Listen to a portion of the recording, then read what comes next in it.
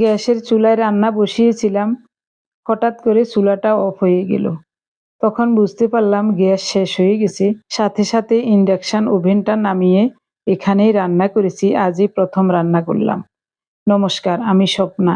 দেশ এবং দেশের বাইরে যে যেখান থেকে ভিডিওটি দেখছেন, আপনাদের সবাইকে অনেক অনেক শুভেচ্ছা। স্বপ্নাস ব্লগে সবার আমন্ত্রণ।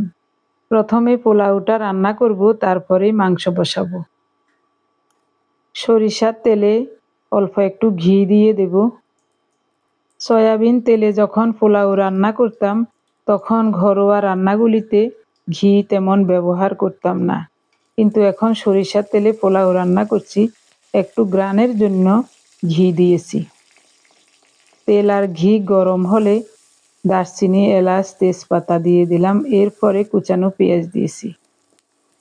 সকালবেলায় একটা রান্না করতে গিয়ে চুলাটা অন করেছিলাম, কিন্তু কিছুক্ষণ পর চুলা দুইটা অফ হয়ে গেছে। তখনই বুঝতে পারলাম গ্যাস শেষ হয়ে গেছে। তারপরে ইন্ডাকশন ওভেনটা নামিয়ে আজই প্রথম রান্না শুরু করলাম। তবে ইন্ডাকশন ওভেনে আমি অনেক রান্না করেছি। আমি ইন্ডাকশন ওভেনে রান্না করতে পারি। ওভেনটা আনা হয়েছিল আরও কয়েকদিন আগে। তখন থেকে যদি রান্না শুরু করতাম তাহলে গ্যাসটা এত তাড়াতাড়ি শেষ হতো না। আজ করব কাল করব করে করে এতদিন রান্না করা হয়নি। তো আজ একেবারে গ্যাস শেষ হয়ে চুলা অফ হয়ে গেছে, নিরুপায় হয়ে ওভেনটা নামিয়ে নিলাম। ওভেনে ব্যবহার করার মতো একটা পাত্রই আছে, এটাই। তো আগে পোলাও রান্না করছি, পোলাওটা অন্য পাত্রে রেখে তারপর এটাতে মাংস রান্না করব। তেল গরম হলে দারুচিনি, এলাচ, তেজপাতা, একটু কুচানো পেঁয়াজ দিয়েছি। তারপর একটু আদা জিরা বাটা দিয়েছিলাম। সব মিলিয়ে ভালো করে কষিয়ে এরপরে চাউল দিয়েছি। চাউলগুলোকে হালকা কষিয়ে নিয়ে এখন ফোটানো গরম জল দিলাম। স্বাদ মতো লবণ দিয়েছি। এই পাত্রটাতে ধরবে কিনা জানি না। 4 কাপ চালের জন্য 7 কাপ জল দিয়েছি। দেখি কোনো রকম যদি রান্না করা যায়। ঢাকা দিয়ে দিলাম।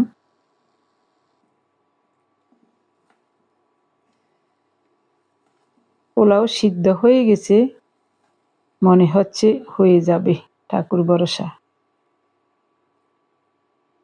ঢাকা দিয়ে অল্প তাপে রান্না করব।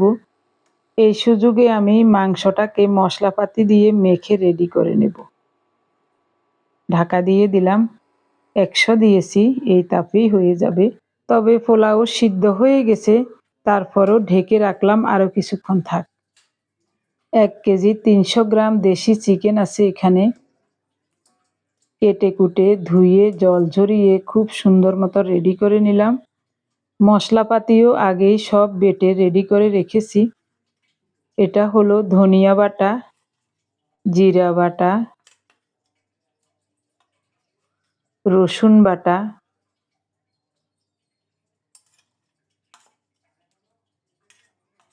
আদা বাটা, পেঁয়াজ বাটা।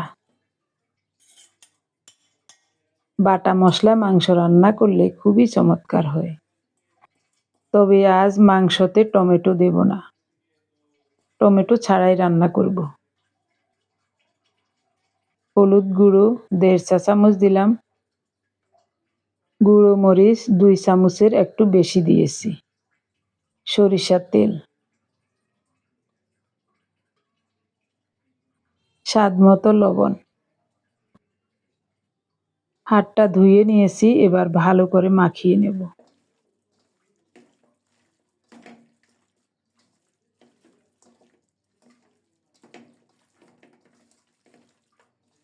আমি সব সময় এভাবেই মাংস রান্না করি।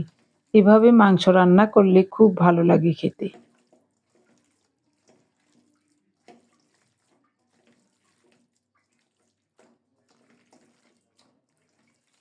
খুব সুন্দর মতো মনের মতো করে মাখিয়ে নিলাম। বাস হয়ে গেছে।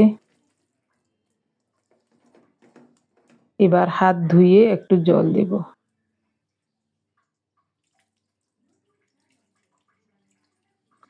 ঢাকা দিয়ে রাখবো কিছুক্ষণ। এই সুযোগে আমি পোলাওটা বেড়ে প্যানটা পরিষ্কার করে ধুয়ে মুছে নেব। ধুয়ে মুছে প্যানটা বসিয়ে দিলাম। প্যান গরম হলে সরিষার তেল দিচ্ছি।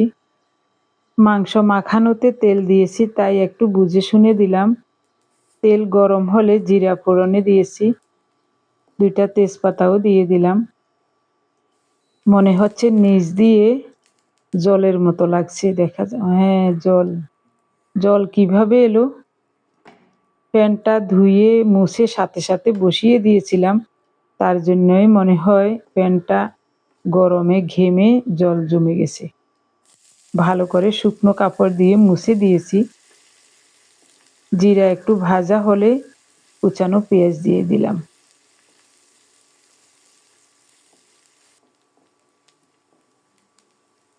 কিছুক্ষণ ভেজে পেঁয়াজটাকে নরম করে নিয়েছি এবং বাদামি রঙের হয়েছে। এবার মাখানো মাংস দিয়ে দেব।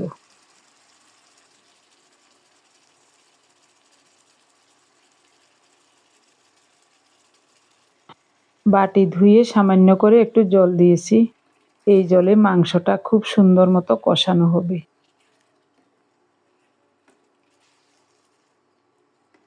একটা ফ্যান হওয়াতে রান্না করতে একটু সমস্যা হচ্ছে।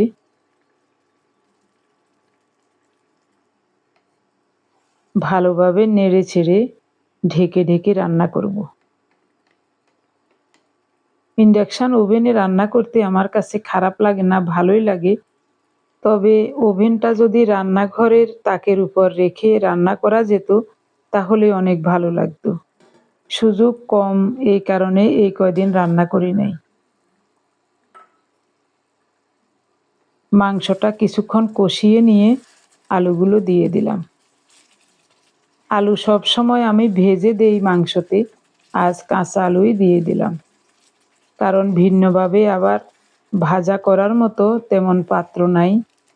আগে ভেজে রাখলে হতো, কিন্তু আগেও ভেজে রাখি নাই, মনেও ছিল না।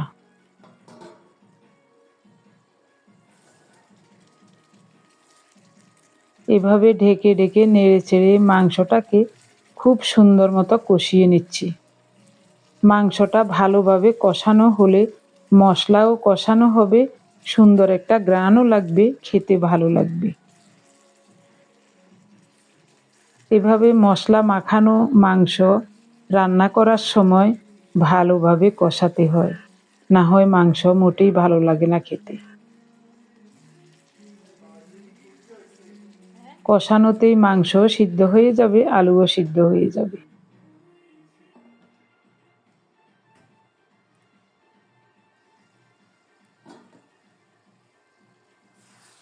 মাঝে মাঝে ঢাকা উঠিয়ে নেড়ে চেড়ে দিচ্ছি, আর এই সুযোগে আমি ঘরের কাজগুলো গুছিয়ে নিচ্ছি। কষানো হয়ে গেছে, এখন দেব গরম জল। পরিমাণ মতো ঝোল দিয়ে দিলাম। আমাদের হলুদ মরিচের রং খুব সুন্দর, আর মরিচের গুঁড়াগুলোতে অনেক ঝালও আছে। বছরে একবার হলুদ মরিচ গোটা কিনে এনে এগুলো ধুয়ে বেছে কুটে পরিষ্কার করে রোদে ভালোভাবে শুকিয়ে তারপরে মিল থেকে ভাঙিয়ে আনি। এরপরে আবারও রোদে 2-1 দিন শুকিয়ে সেলে ওটায় ভরে রাখি। এ কারণে সারা বছর হলুদ মরিচের রং খুব সুন্দর থাকে, তার জন্যই তরকারির রংটা এত সুন্দর হয়।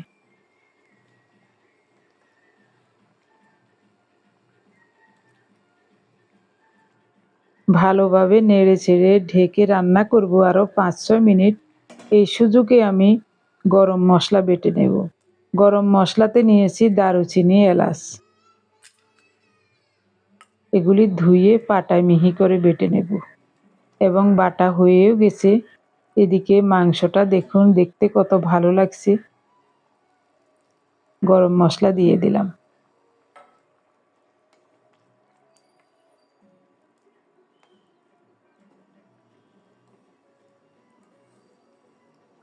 চুলায় রান্না করলে তরকারির এত ধোঁয়া লাগে না, কারণ উপরে কুলিং ফ্যান আছে। ওই ফ্যান ছেড়ে দিয়ে রান্না করি, ধোঁয়াটা দেখা যায় না। মাংসটা নামিয়ে নিলাম, কত সুন্দর হয়েছে দেখুন। এখন আমি ফ্রাই প্যানটাকে পরিষ্কার করে ধুয়ে আবারও শুকনো কাপড় দিয়ে মুছে নেব। কয়টা উচ্ছে আর পটল ভাজা করব। পোলাও হোক বা ভাত হোক, প্রথমেই মাংস দিয়ে খেতে ভালো লাগবে না। তো আমি পোলাও রান্না করলে সব সময় একটা ভাজাভুজি রাখি, তাহলে খেতে ভালো লাগে। উচ্ছে করলার পিসগুলো মাখানোর সময় লবণ হলুদের সাথে একটু আতপ চালের গুঁড়ো দিয়েছিলাম, অল্প করে।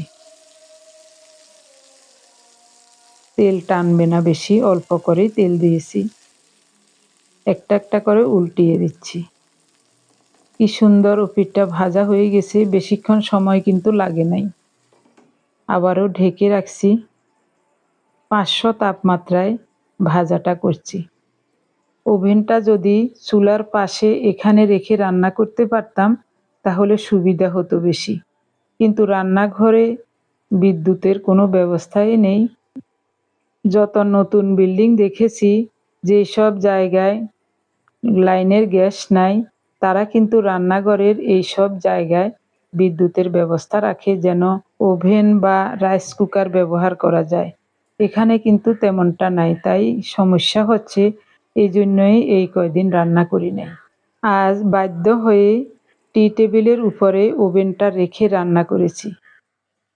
রান্নাবান্না শেষ হয়েছে আরও অনেক আগে, তবে পোলাওটা রান্না করেছি সকাল 10টার আগে। তখন পোলাওগুলো ভাতের পাতিলে ঢেলে ভালোভাবে ঢাকা দিয়ে বড় স্টিলের গামলার উপর রেখে টাওয়েল দিয়ে মুড়িয়ে আরেকটা গামলা দিয়ে ঢেকে রেখেছিলাম, তাই পোলাওগুলো এখনো গরম আছে। আমার প্রিয় ভাই বোন বন্ধু স্বজন, আপনি যদি এই প্রথম আমাদের ভিডিওটি দেখে থাকেন, সম্পূর্ণ পর্বটি দেখার পর যদি একটু ভালো লাগে, আমার অনুরোধ রইল চ্যানেলটি সাবস্ক্রাইব করে আপনার মূল্যবান মন্তব্যটি লিখে জানাবেন। ফেসবুক থেকে ভিডিওটি দেখে থাকলে পেজটি ফলো, লাইক, শেয়ার করে আপনার মূল্যবান মন্তব্যটি লিখে জানাবেন। যে কোনো গঠনমূলক মন্তব্য করতে পারেন, কোনো সমস্যা নেই। আমি আপনাদের সকল মন্তব্যের উত্তর দেব। পোলাও মাংস হলে একটু সালাদ না হলে ভালো লাগে না, তাই কয়েকটা কাঁচামরিচ, একটা বড় সাইজের পেঁয়াজ আর একটা ক্ষীরা কেটে নিয়েছি। ক্ষীরা অনেকে চিনবেন না, আমাদের ওদিকে আমরা ছোট ছোট শশার মতো যেগুলি, ওটাকে আমরা ক্ষীরাই বলি। আমাদের অঞ্চলে এইসব চাষ হয়। শশার থেকে ক্ষীরা খেতে স্বাদ বেশি।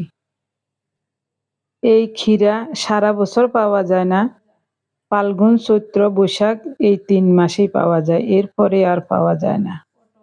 সারা বছর শশাটাই পাওয়া যায়। গতকাল এক মুঠো পালং শাক এনেছিলেন, তো অর্ধেকের বেশি গতকাল রান্না করেছিলাম, আরও কিছুটা রয়ে গেছিল, ওটা কেটে ফ্রিজে রেখে দিয়েছিলাম। পটল আর উচ্ছে ভাজার পরে কড়াইতে যে তেলটা ছিল ওখানে একটু কালো জিরা ফোড়নে দিয়ে ওই শাকটা ভেজে নিয়েছি। একটু কাঁচামরিচও কুচিয়ে দিয়েছিলাম।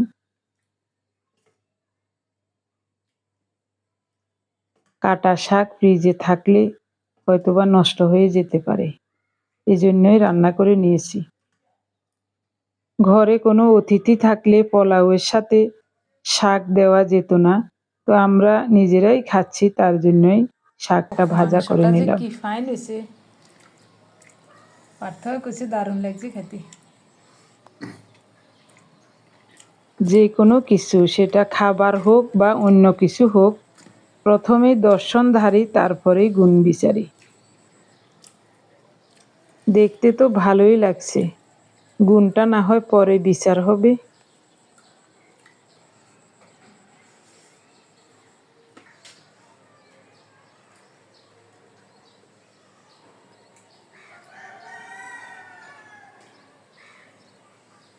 এদিকে অনেকেই ছাদের উপর দেশি মোরগ পালে, এই জন্যই সময়ে অসময়ে ওদের ডাক শোনা যায়।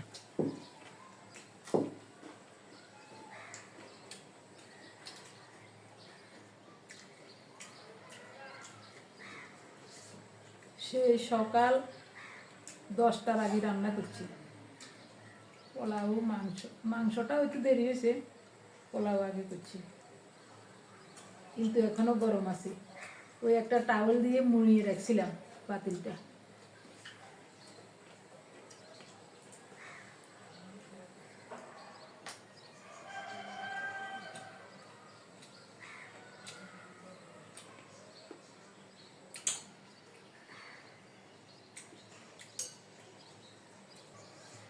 ইন্ডাকশন ওভেনে রান্না করতে সুবিধা আছে, খারাপ না।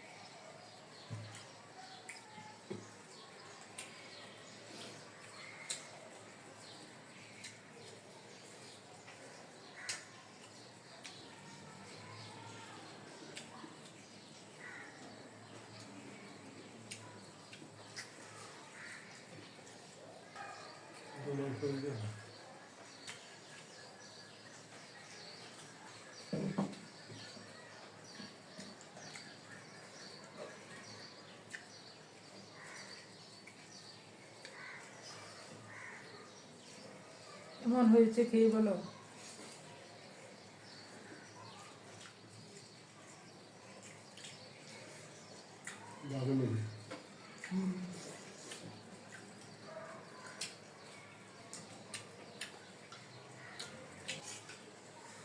দেশি মোরগ 2টা লেগ পিস বড় করে রেখেছিলাম ওদের বাপ বেটার জন্য।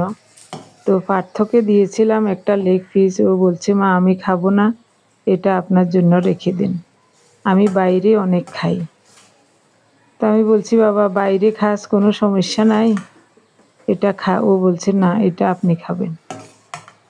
তো আমি এখন লেগ পিসটা নিচ্ছি, কিন্তু ছেলেটার জন্য আমার প্রাণ কাঁদছে গো। ওকে ভালো কোনো মাংস দিতে গেলে সব সময় বলবে মা আমাকে যে কোনো পিস দেন, কোনো সমস্যা নেই, তবে এইসব লেগ পিসগুলি আপনাদের জন্য রেখে দেবেন।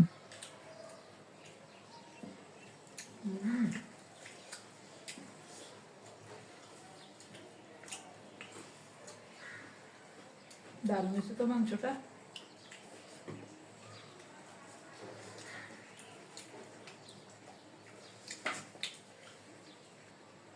আরে পিস দিতাম না মাংস,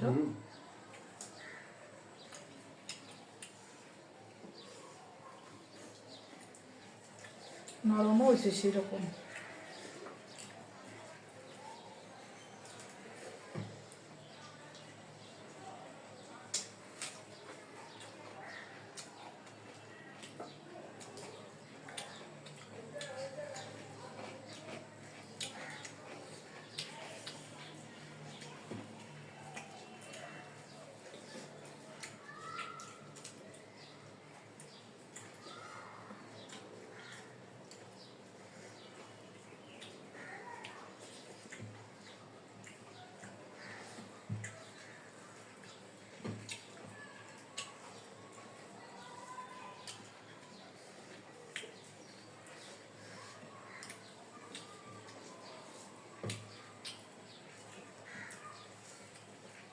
টমেটোও দিই নেই, একবারে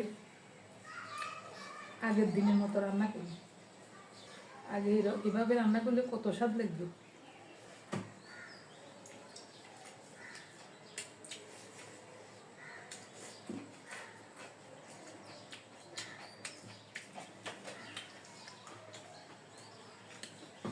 খুবই চমৎকার হয়েছে মাংসটা।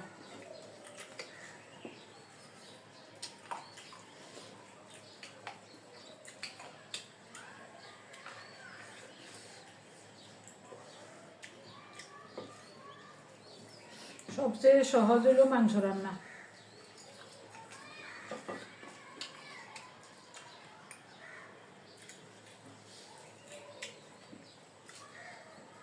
মশলাপাতি সব পরিমাণ মতো দিয়ে একবারে বসিয়ে দিলে কষিয়ে কষিয়ে রান্না করলে চমৎকার হয়। আমার প্রিয় ভাই বোন বন্ধু স্বজন, আপনারা যারা প্রতিনিয়ত ভালোবেসে আমাদের ভিডিওগুলি দেখে যাচ্ছেন এবং ভিডিও দেখে সুন্দর ও গঠনমূলক কমেন্টস করে আমাকে কাজ করার শক্তি এবং সাহস জুগিয়ে যাচ্ছেন, আমি আপনাদের সবাইকে জানাই অজস্র অজস্র ধন্যবাদ, অভিনন্দন এবং কৃতজ্ঞতা।